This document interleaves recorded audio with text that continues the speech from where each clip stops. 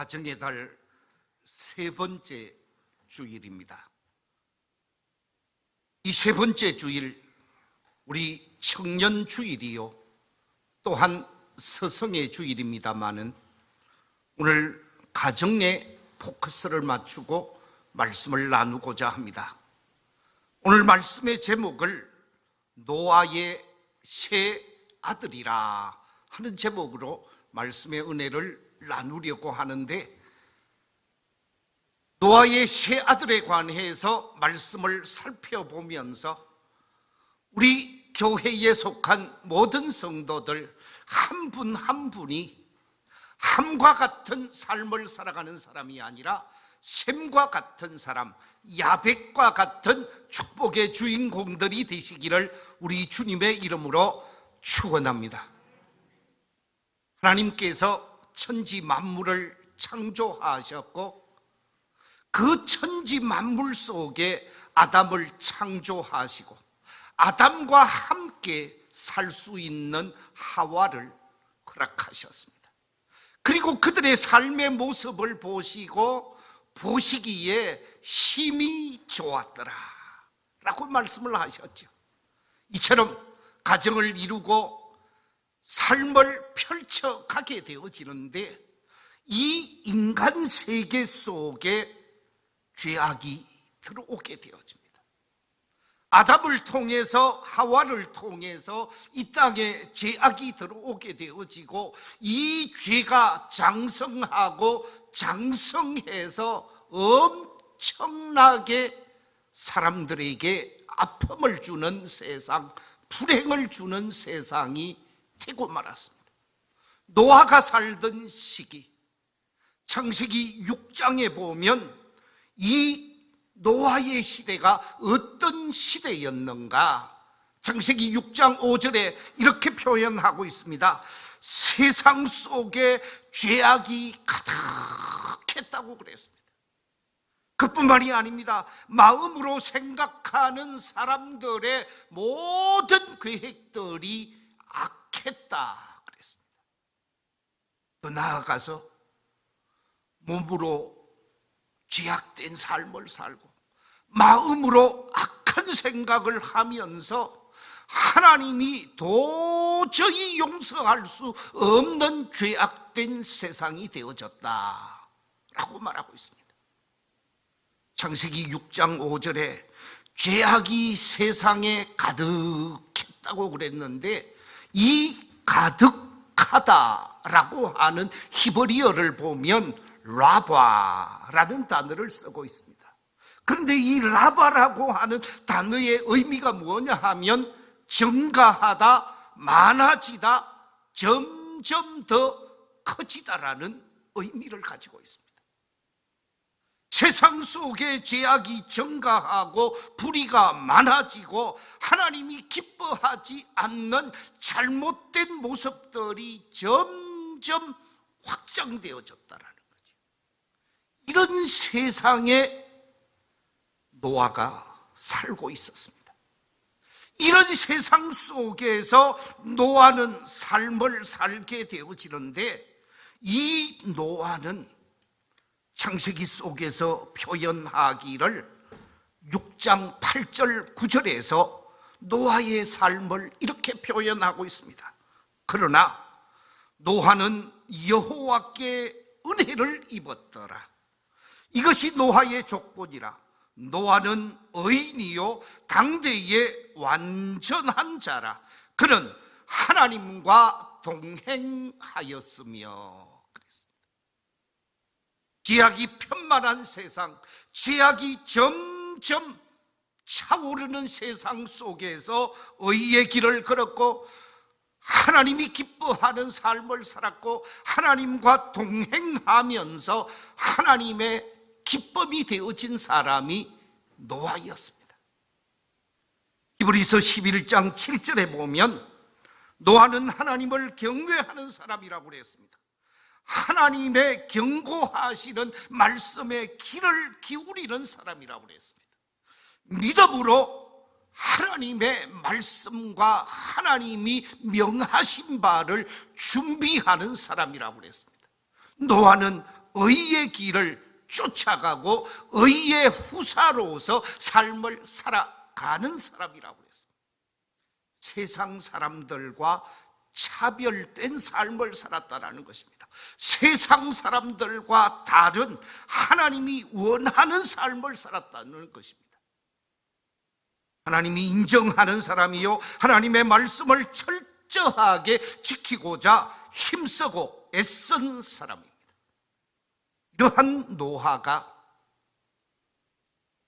홍수 심판 이후 40일 40주야 홍수 사건이 있었고, 그 홍수 심판에서 구원을 받게 되어진 노아가 오늘 본문에 보면 포도나무를 심게 되어졌고 포도농사를 하게 되어졌고, 그 수확한 포도로 포도주를 만들어서 그 포도주를 먹게 되어지면서 실수한 모습이 본문 속에 등장하게 되어지고, 그 실수한 모습을 보게 되어진 그의 세 아들에 관하여 축복할 자 축복하고 저주할 자 저주하게 되어지는데, 오늘 이 본문 속에서 우리가 기억해야 하는 것, 오늘 본문을 통해서 우리가 영적 교훈으로 삼아야 될 게 하나 있습니다.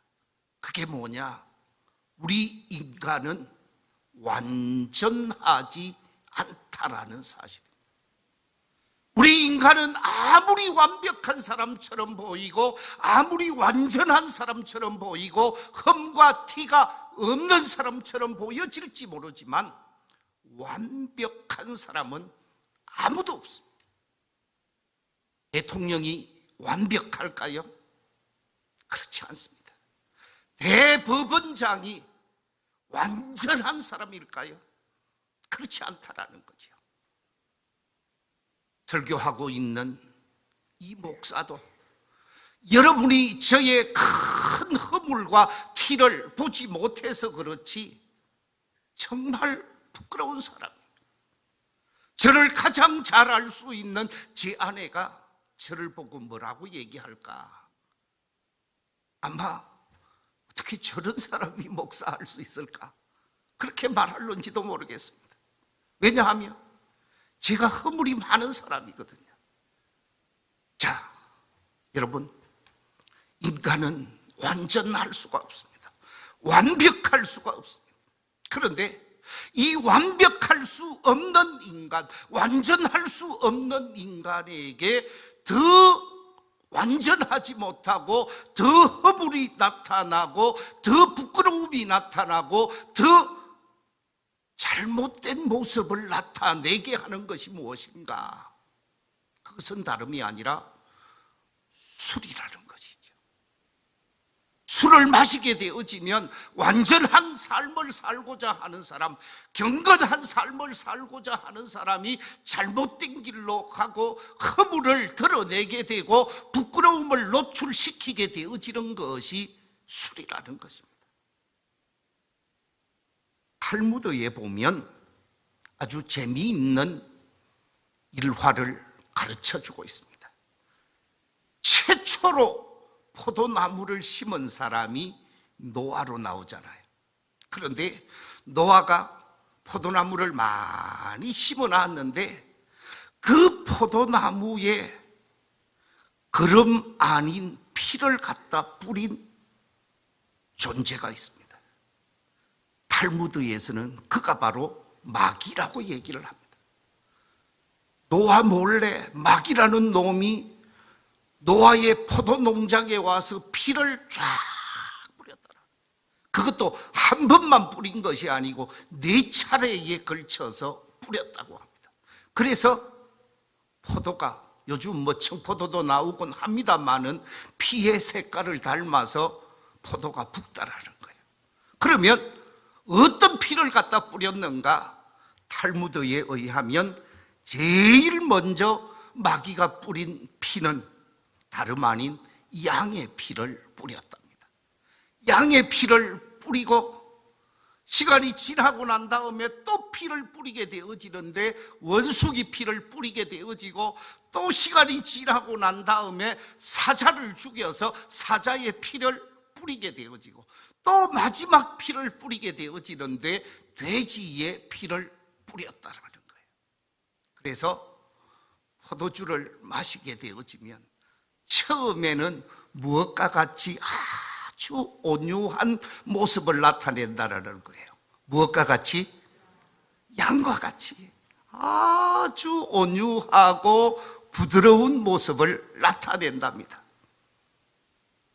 양의 피에 정체성이 나타난다는 거지요.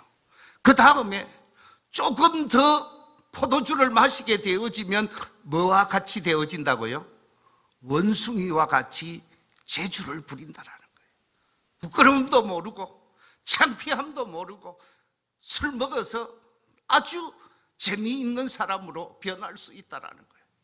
세 번째, 좀 더 마시게 되어지면 그 부끄러움과 그 창피함은 전혀 생각하지 아니하고 포악한 사람, 난폭한 사람, 파괴적인 사람, 사자와 같이 아주 무서운 사람으로 변해진다라는 거죠. 마지막 더 마시게 되어지면 그때는 돼지처럼 거기가 시궁창인지, 거기가 뭐 더러운 곳인지, 거기가 깨끗한 곳인지 전혀 알아보지도 못하고 아무 곳에서나 잠을 자고 아무 곳에서나 놓고 토하고 하면서 해서 안 될 모습을 보인다라는 거죠. 성도 여러분, 완전하지 못한 사람이지만, 부족함이 있는 사람이지만, 그 사람이 술의 노예가 되어지고 술에 사로잡히게 되어지면 결국 부끄러움과 수치를 당하게 되어지고 정죄를 당하게 되어지고 심할 경우 멸문지화를 경험하게 되어지는 것이 술이라는 것이죠. 그래서 하나님의 말씀인 성경 속에서는 술을 먹지 말라고, 술을 마시지 말라고 강조하는 것을 보게 되어집니다. 우리 함께 잠언 23장 29절 이하 31절 말씀 같이 한번 읽어보겠습니다. 시작. 죄악이 네게 있느냐? 근심이 네게 있느냐? 분쟁이 네게 있느냐? 원망이 네게 있느냐? 까닭 없는 상처가 네게 있느냐? 붉은 눈이 네게 있느냐? 술에 잠긴 자에게 있고 혼합한 술을 구하러 다니는 자에게 있느니라. 포도주는 붉고 잔에서 번쩍이며 순하게 내려가나니 너는 그것을 보지도 말지어다. 뭐 하지도 말라고요? 보지도 말지어다. 마시는 것이 아니라 쳐다보지도 말지어다 라고 말하고 있습니다. 왜?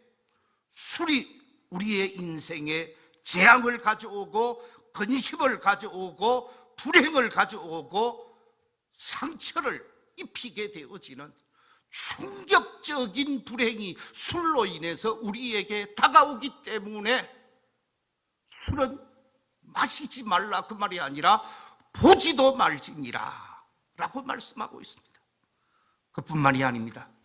신약성경 에베소서 5장 18절에서는 이렇게 말씀하고 있습니다. 술 취하지 말라. 이는 방탕한 것이니 오직 성령으로 충만함을 받으라. 그렇습니다. 술 취하게 되면 방탕하게 되고, 방탕하게 되면 포악하게 되고, 포악하다가 보면 부끄러움을 당한다라는 말씀입니다. 그래서 예수 믿는 믿음의 사람, 하나님의 사람들은 술에 취하고 술에 사로잡히는 사람이 아니라 성령에 취하고 성령에 사로잡혀서 성령 충만함으로 하나님의 기쁨이 되고 하나님의 영광이 되는 복 있는 삶이 우리 속에 있어야 하는 줄로 믿습니다. 하박국 2장 15절 16절에서는 이렇게 말씀하고 있습니다.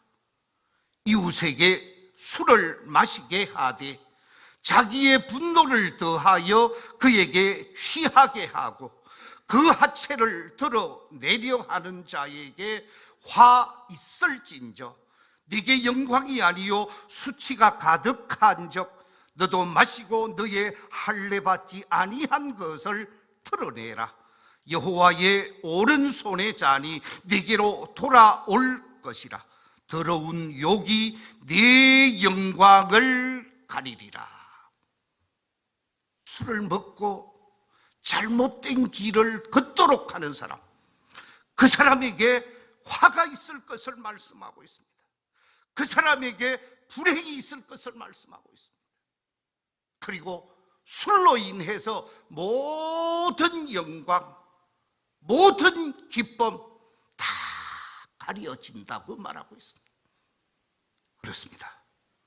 바라옵기는 우리 교회에 속한 모든 믿음의 가족들, 이 자리에 나와 예배하며 하나님의 은혜를 사모하는 우리 모든 믿음의 가족들은 술에 취해서 부끄러운 삶을 사는 사람이 아니라 성령에 사로잡혀서 하나님이 기뻐하는 삶을 사는 복 있는 성도들이 되시기를 우리 주님의 이름으로 축원합니다. 술 취한 노아가 완전할 수 없었던 것처럼 우리 인간은 완전할 수가 없는 존재이지요. 오늘 본문에 의하면 술 취한 노아가 벌거벗은 몸으로 잠을 자게 되어지는데 그 잠자는 모습을 제일 처음 목격한 사람이 둘째 아들 함이었습니다. 그리고 그 둘째 아들 함이 아버지의 잠자는 모습을 보고 그 부끄러운 모습을 보고 자신이 지혜롭게 행동했다고 하면 문제가 없었을 터인데 그렇지를 못했습니다. 우리 함께 창세기 9장 22절 23절 말씀 같이 한번 읽어보겠습니다. 시작. 가나안의 아버지 함이 그의 아버지의 하체를 보고 밖으로 나가서 그의 두 형제에게 알림해 셈과 야벳이 옷을 가져다가 자기들의 어깨에 메고 뒷걸음쳐 들어가서 그들의 아버지의 하체를 덮었으며 그들이 얼굴을 돌이키고 그들의 아버지의 하체를 보지 아니하였더라. 오늘 말씀해 보니까 술을 마시고 잠을 자고 그리고 아들이 그 모습을 보고 두 아들이 그 아버지의 잠자는 부끄러운 모습을 듣고 난 이후에 잠에서 깨어난 아버지가 자신이 잠잘 때 있었던 모든 사건에 관해서 다 알게 되어집니다. 큰아들이 어떻게 했고 둘째 아들이 어떻게 했고 셋째 아들이 어떻게 했는가 다 알게 되어졌습니다. 그런데 이때 노아의 나이가 아주 많았습니다. 셈과 함과 야벳도 장가를 가서 자녀들을 낳고 많은 나이를 먹은 사람들입니다. 장성한 어른들이라는 거지요. 요즘으로 치면 노아는 70, 80대이신 어르신이고 이 셈과 함과 야벳은 40대, 50대를 살아가는 사람이요. 그 밑에 20대, 10대가 있는 손주들이 있는 그런 가정이라는 말씀입니다. 이 가정 속에서 아버지로서 자녀를 두고 있는 함이 자신의 아버지를 어떻게 예우했는가? 올바른 모습을 보이지 않았습니다. 아버지를 비방하고 아버지를 손가락질하고 아버지의 부끄러운 것을 다른 사람에게 알리게 되어졌습니다. 그 결과 함이 예언합니다. 오늘 본문 말씀 25절에 보면 함에 대한 예언, 함의 아들 가나안에 대한 예언이 있습니다. 뭐라고 얘기합니까? 가나안은 저주를 받아 그의 형제의 종들의 종이 되기를 원하노라. 함에게는 저주가 이어지고 그 자녀들에게도 저주가 이어지는 것을 보게 되어집니다. 그러나 첫째 아들 셈에게는 어떻게 말씀하고 있습니까? 오늘 본문 26절에 보면 큰아들 셈에게 이렇게 말씀하고 있습니다. 또 이르되 셈의 하나님 여호와를 찬송하리로다. 가나안은 셈의 종이 되고, 셈은 여호와 하나님을 잘 섬기는 영적 가문이 되어질 것을 말씀하고 있고, 그 영적 가문의 종살이를 함의 후손, 가나안의 후손이 하게 될 것을 말씀하고 있습니다.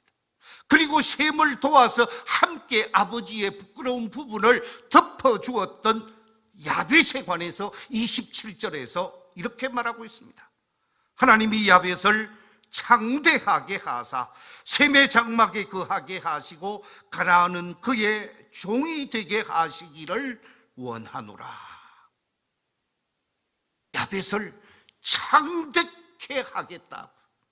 그리고 셈과 함께 살면서 가나안을 종으로 부리고 함의 후손을 종으로 부리며 살게 하겠다고 말씀하고 있습니다.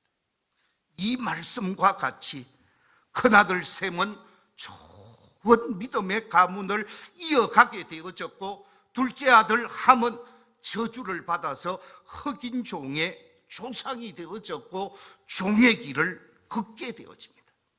셋째 아들 야벳은 백인 종의 조상이 되어지고 창대케 되어지면서 흑인들을 종으로 부리는 백인들의 모습이 역사 속에서 이어져 왔음을 보게 되어집니다.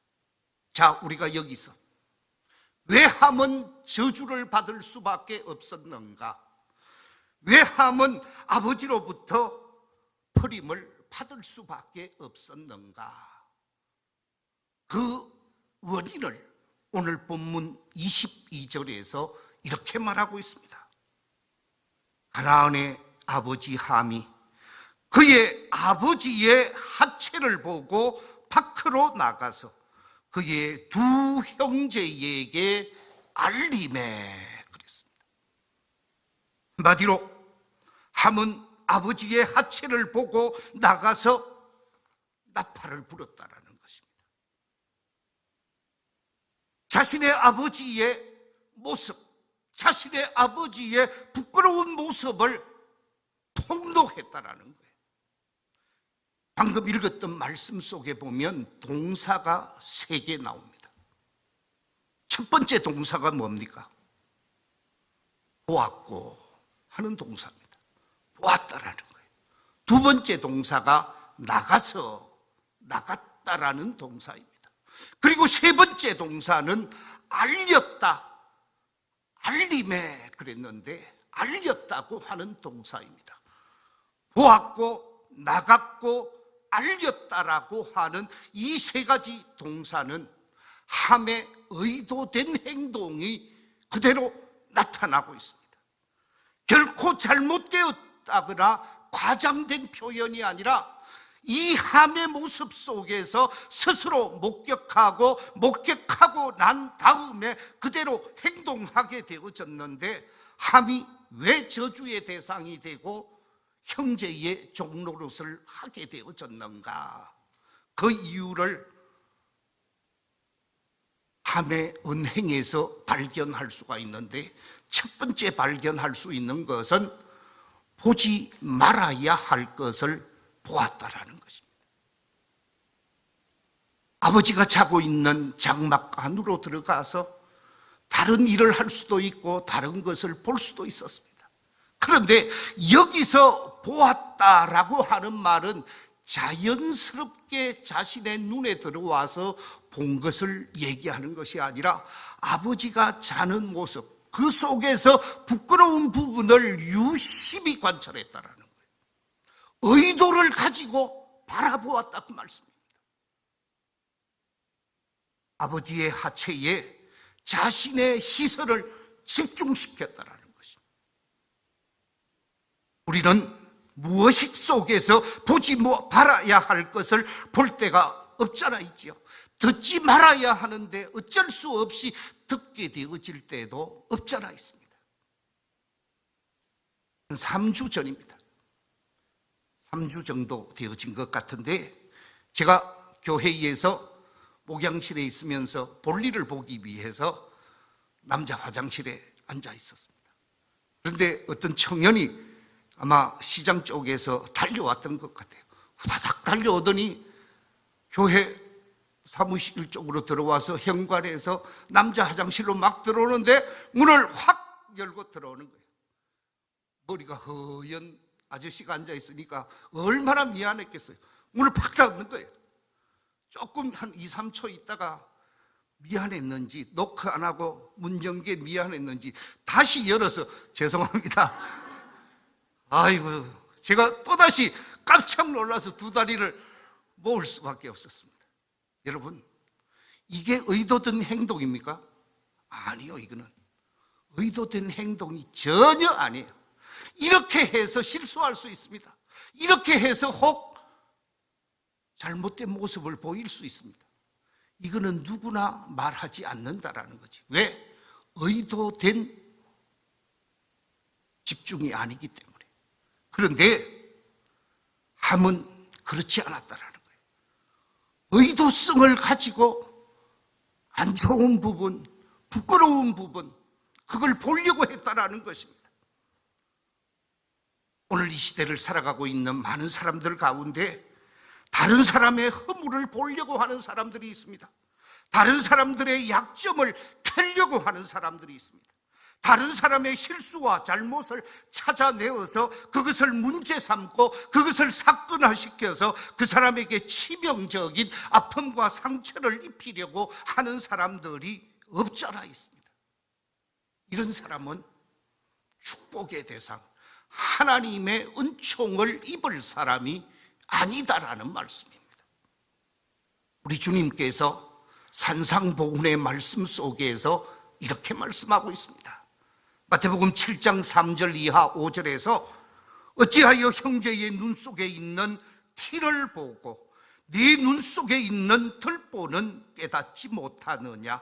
보라, 네 눈 속에 들보가 있는데 어찌하여 형제에게 말하기를 나로 네 눈 속에 있는 티를 빼게 하라 하겠느냐.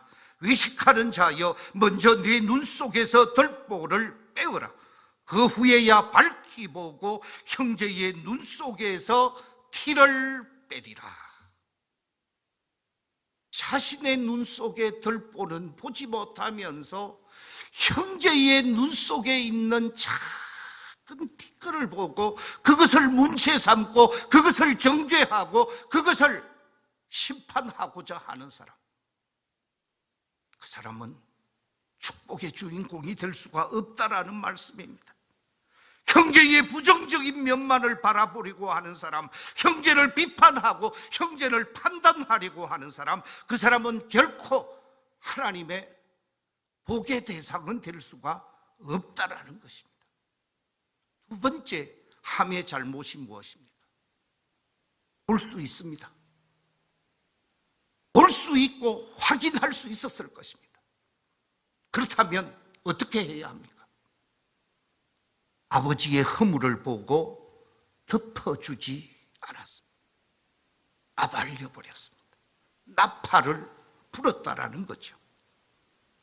만약 감히 노아의 허물과 약점을 보고 형제들에게 폭로하지 아니하고 다른 형제들보다 먼저 아버지의 허물과 아버지의 부끄러운 부분을 잘 감싸주고 덮어주고 누구도 알지 못하도록 역할을 했다고 하면 함은 축복의 대상이 되었을 것이고 아버지로부터 큰 사랑을 받게 되어졌을 것입니다. 그런데 함은 그렇게 하지 않았습니다. 아버지를 공경해야 함에도 불구하고 공경하지 않았습니다. 공경한다라고 하는 말을 지난주 말씀드렸는데 귀하게 여긴다, 무겁게 여긴다라고 그랬습니다.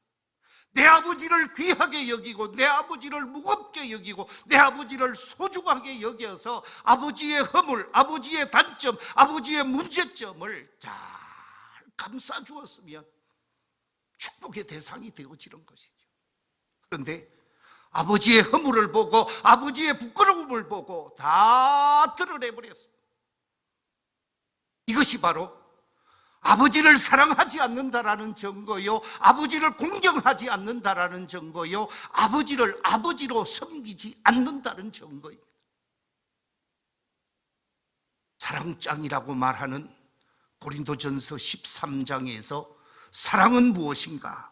사랑은 무례히 행하지 않는 것이라 그랬습니다. 사랑은 무례하게 하지 않는 것이라고 그랬습니다. 함부로 행동하지 않는 것입니다.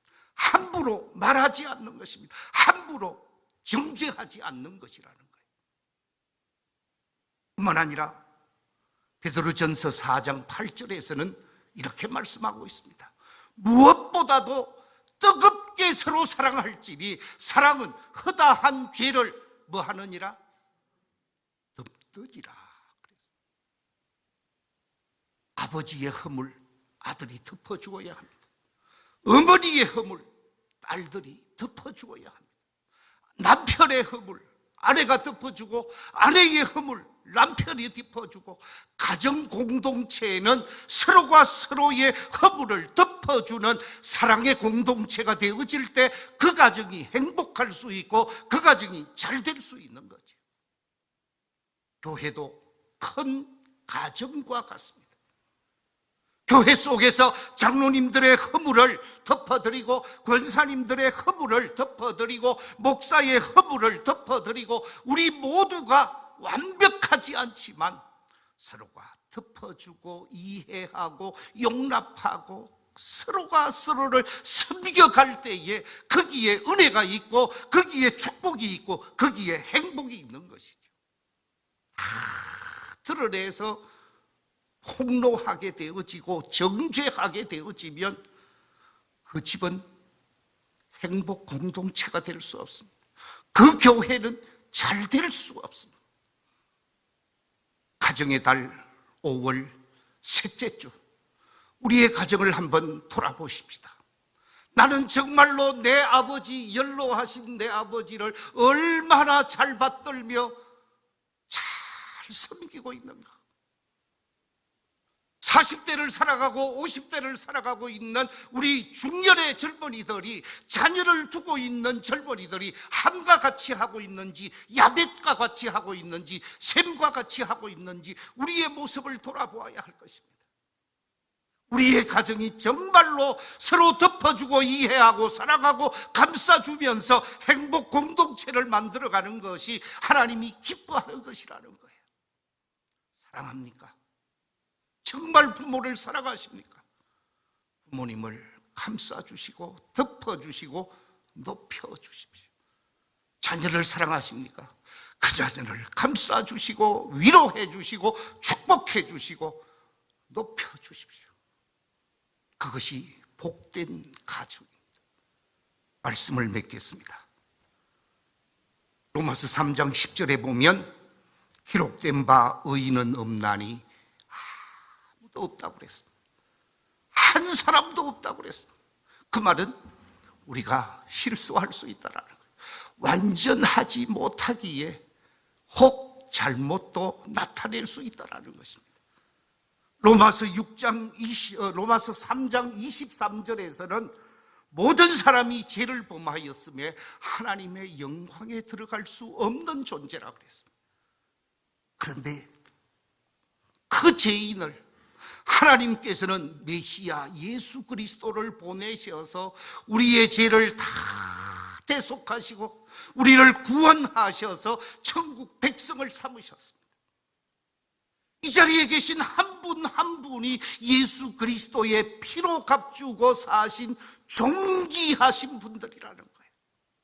존귀하신 어르신들, 존귀하신 자녀들, 존귀하신 사람들을 우리가 사랑으로 감싸고 사랑으로 이해하고 높이고 받들며 사는 행복 공동체, 좋은 가정, 좋은 교회 만들어가면서 하나님께 큰 영광을 드리는 우리의 삶이 되어지고, 지역 속에, 사회 속에, 사람들 속에서 자랑스러운 교회로 세워져 가는 축복의 공동체가 될 수 있기를 우리 주님의 이름으로 축원합니다.